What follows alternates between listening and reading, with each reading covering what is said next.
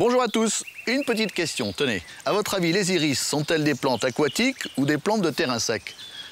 Eh bien les deux, selon l'espèce que vous choisirez. Elles peuvent être des plantes d'eau comme des plantes de terre sèche.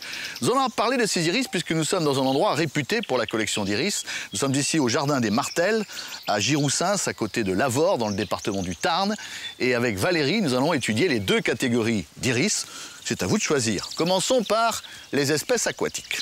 Alors, les iris qui aiment avoir les pieds dans l'eau toute l'année, Laurent, vous en avez trois. Vous avez d'abord Pseudacorus, que vous avez un petit peu partout, qui a donc des fleurs jaunes. Et vous avez également les iris Laevigata et Versicolor. Alors, ceux-là, vous pouvez les planter jusqu'à 40 cm de profondeur, donc sous 40 cm d'eau.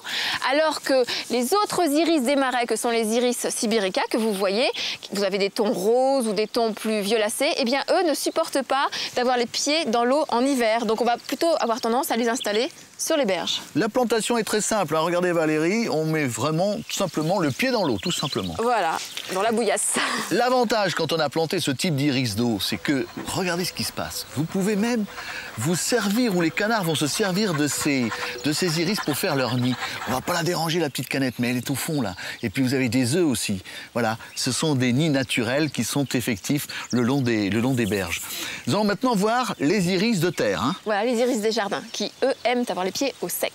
Et pour qu'ils aient vraiment les pieds au sec, il vaut mieux les mettre sur une butte pour que l'eau dégouline. Regardez comme ils sont jolis, comment s'appelle-t-il? Alors ça, c'est l'iris des jardins, donc l'iris germanica.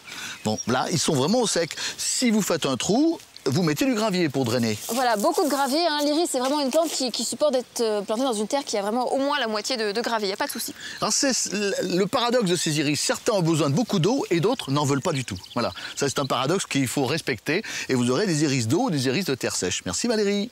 Au revoir. Au revoir.